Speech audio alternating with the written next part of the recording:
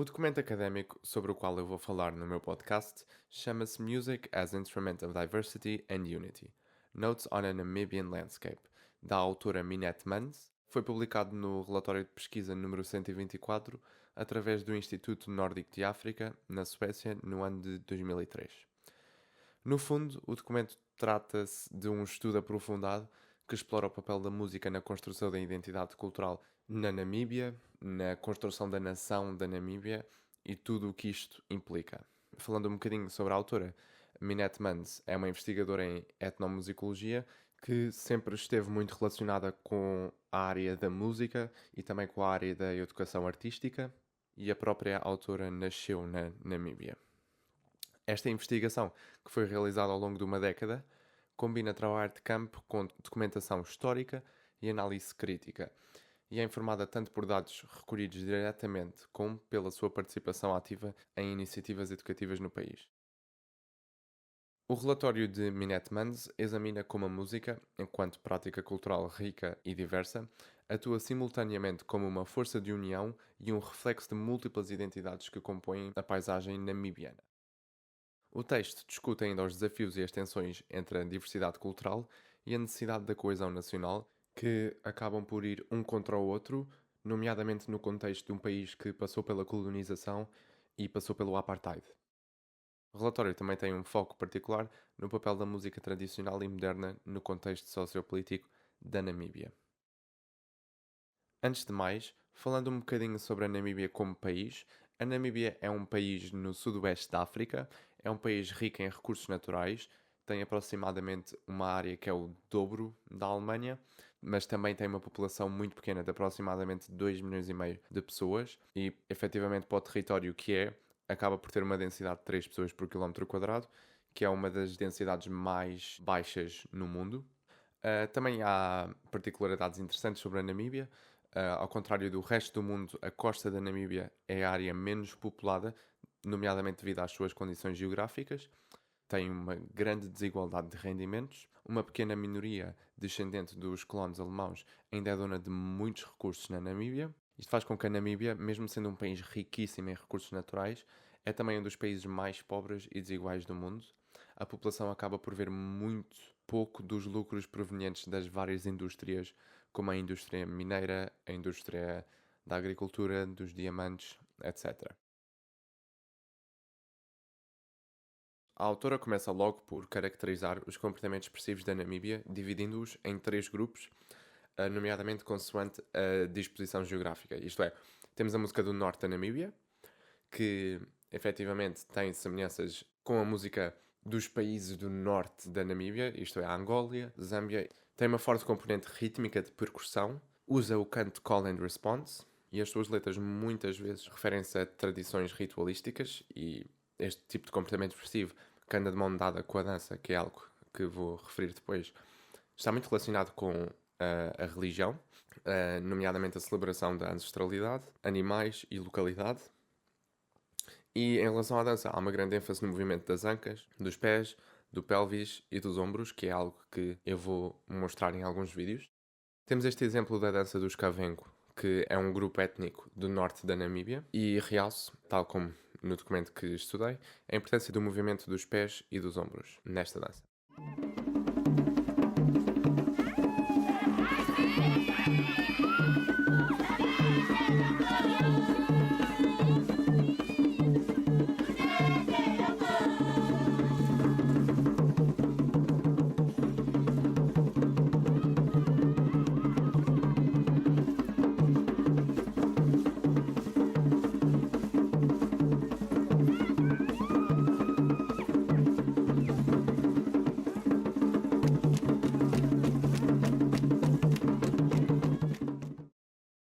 Também temos a música do centro da Namíbia, que é a área mais desenvolvida urbanamente e é caracterizada principalmente pela influência multicultural e o impacto de um mundo de globalização na música.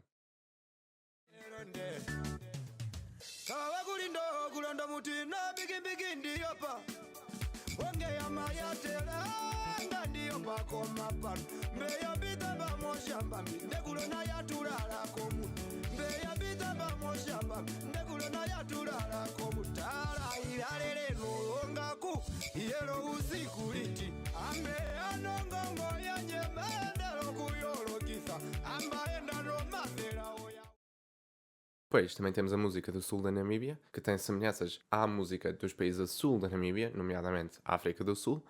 Também tem influência alemã. Características da música do sul da Namíbia são o canto coral, danças a pares e ritmos de valsas e instrumentos de teclado, que obviamente aponta para a influência alemã.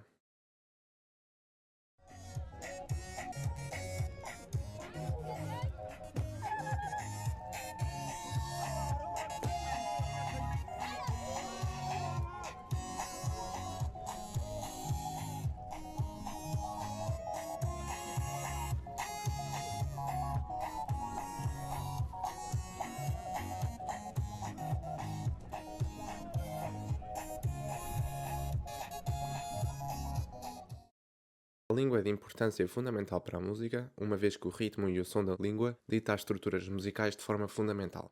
Também há diferenças na componente vocal, nomeadamente no nordeste da Namíbia, o tom vocal feminino é claro, preciso e fino, quase como se estivesse a emular um tom vocal infantil, com o intuito de carregar confiança e força musical na performance. No noroeste, as mulheres e as crianças produzem o timbre vocal de forma mais grave, grossa, e até acabam por forçar um bocadinho este tom, soando com vibração no final de cada frase. Nas zonas entre o nordeste e o noroeste, ou seja, ali o centro do norte, as mulheres cantam num tom mais próximo do registro da fala, construindo melodias que fluem de forma gentil, o que é interessante porque no nordeste é um tom mais agudo e no noroeste é um tom mais grave, e no centro um tom mais central.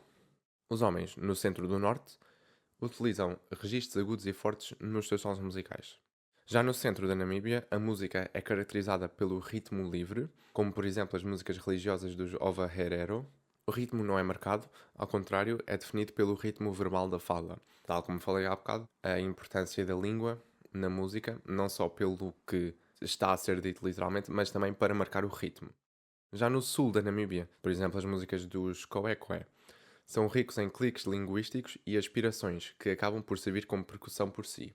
As músicas deste povo, apesar de terem adotado influências ocidentais, não deixam de ser únicas, nomeadamente devido à sua língua. Ao longo do território da Namíbia, algo é bastante evidente. A música e a dança andam de mãos dadas, sendo essenciais não só no cotidiano, mas também em ocasiões especiais.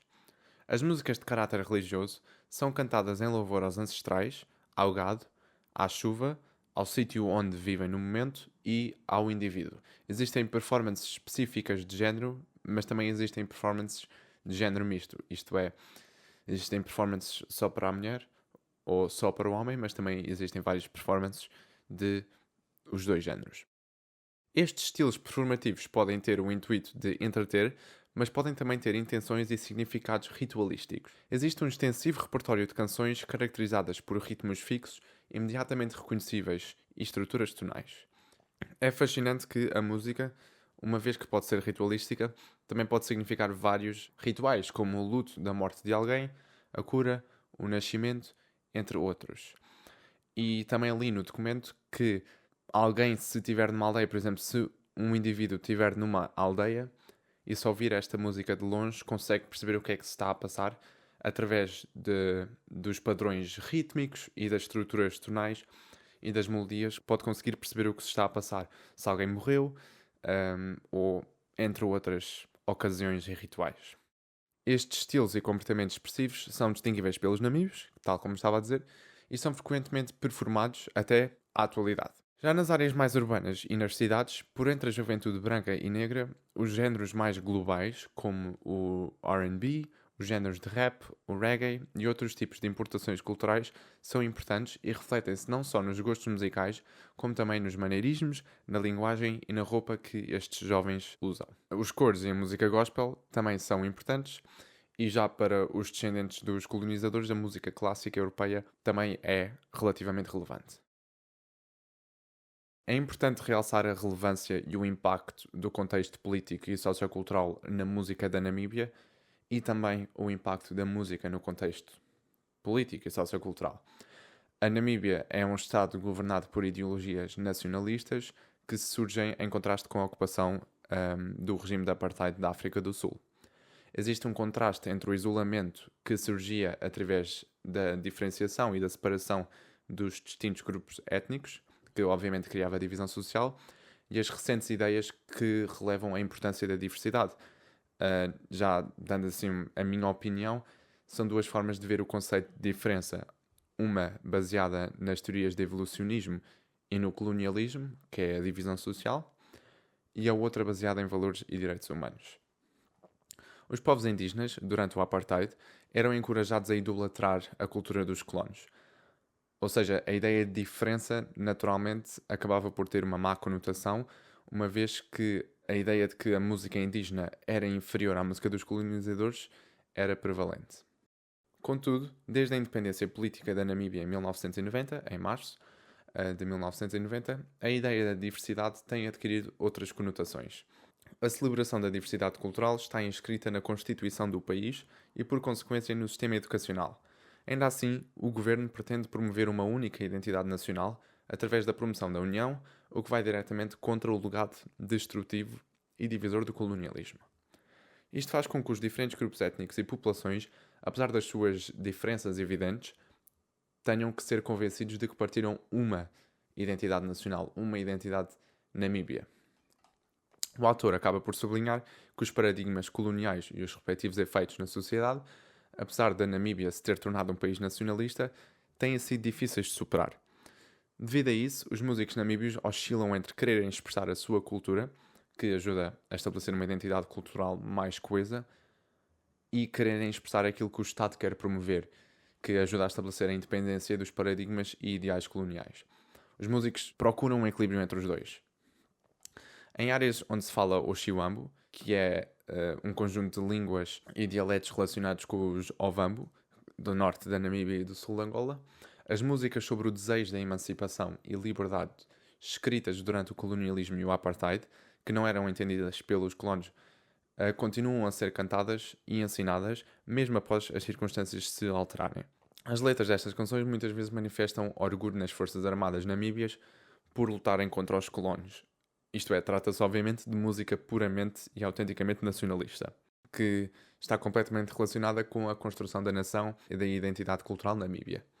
Os problemas e dicotomias relacionadas com a identidade cultural e a coesão política na Namíbia e noutros países africanos no geral estão relacionados com a divisão geopolítica destes países africanos, que foi feita pela Europa colonialista, que descartou completamente os povos e as populações indígenas que lá viviam quando desenhou as fronteiras.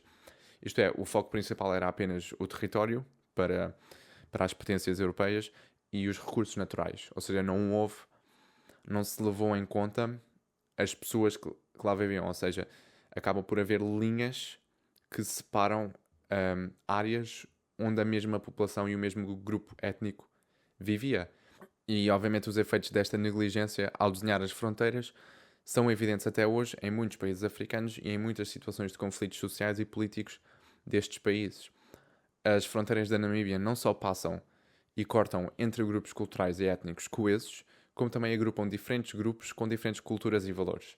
Isto acontece ao longo de todo o continente africano, tal como eu já disse, e é comum os indivíduos terem família em países vizinhos, nomeadamente quando vivem perto da fronteira. Por exemplo, no norte da Namíbia é muito comum os Ovambo terem família no sul de Angola. Ou seja, e só isto aponta para uma identidade nacional não muito coesa. E esta identidade nacional não muito coesa está relacionada com a negligência ao desenhar as fronteiras, que obviamente foram desenhadas pela Europa. Falando sobre o papel da música na sociedade mais em geral, a NBC, que não é a NBC americana, mas sim a Namibian Broadcasting Corporation, é uma emissora na Namíbia que acaba por ter um papel fundamental na disseminação das ideologias nacionalistas. Todas as emissões começam e acabam com o hino nacional da Namíbia. Ainda assim, existem diferentes estações étnicas para cada grupo linguístico e cultural, o que mais uma vez serve como um exemplo dos dois lados da diversidade e da união. Esta emissora também grava e divulga artistas locais e também emite concursos musicais na Namíbia, onde há categorias como a música original namibiana e a música tradicional. Ainda assim, a autora aborda a música tradicional como algo em contínua mudança e transformação, apesar das suas raízes antigas. Esta dimensão da contínua mudança, readaptação e transformação da música tradicional é evidente, nomeadamente em iniciativas culturais, onde músicos tentam revitalizar e reelaborar a música tradicional indígena. No final, a autora acaba por concluir que os problemas entre a oposição da diversidade e da união são bastante multifacetados e complexos. No fundo, esta dicotomia é uma resposta a todos os contextos sociopolíticos e culturais que compõem a Namíbia. É evidente que a música tem um papel central na formação da identidade cultural da Namíbia e dos diferentes grupos étnicos que lá vivem. Isto é, a música é intrinsecamente uma ação social fruto do contexto dos artistas. A música, mesmo na atualidade, serve como ferramenta para disseminar diferentes valores socioculturais, a história, a identidade, religião, emoção, educação, como também serve para reforçar estruturas sociais relevantes na sociedade e que, obviamente, acabaram por influenciar a produção e o significado da própria música. Ainda assim, Mans afirma que a Namíbia tem potencial para ter uma única identidade musical, isto é, tem potencial para a união, nomeadamente através das semelhanças entre as diferentes culturas musicais, que são mais que as diferenças. Contudo, este processo iria implicar uma transformação dos paradigmas e das ideologias profundamente ligadas ao colonialismo e à divisão social, que acabam por ser estruturas sociais estabelecidas difíceis de ultrapassar. Mans aponta também para a presença do animal considerado nacional, que é a zebra, e para a falta de um instrumento musical nacional ou de um género musical nacional ou de um género de dança musical nacional, que efetivamente contrasta com os países cujas fronteiras e cuja identidade não foram desenhadas e influenciadas por potências colonizadoras, como por exemplo Portugal, que tem o fado. A autora também aponta para a irresponsabilidade do governo em relação à forma como aborda as culturas indígenas tradicionais, uma vez que acabam por as descartar. As funções ritualísticas, celebratórias e tradicionais da música indígena, apesar de ainda serem presentes e relevantes, estão em declínio devido ao governo que expressa a necessidade do desenvolvimento e evolução. Mais uma vez, é uma ideia baseada no evolucionismo e no colonialismo, que estão profundamente ligados ao capitalismo e enraizados nos paradigmas destas sociedades. A autora cita uma frase da antropóloga mexicana Lourdes Arispe, relacionada com as abordagens governamentais que, para mim, achei bastante importante, que é The cultural perspective gives hope of humanizing development policies to go beyond mere economic growth towards a more equitable, sustainable development of societies. No fundo, Manos aponta para a importância da diversidade cultural e afirma que é precisamente um país individualmente e culturalmente rico e diversificado que cria uma identidade nacional coesa e relevante, verdadeiramente unificada e coesa na sua própria diversidade. Apesar desta abordagem ser o oposto dos esforços da unificação e resultar numa construção mais demorada da identidade nacional, não deixa de ser a mais eficaz.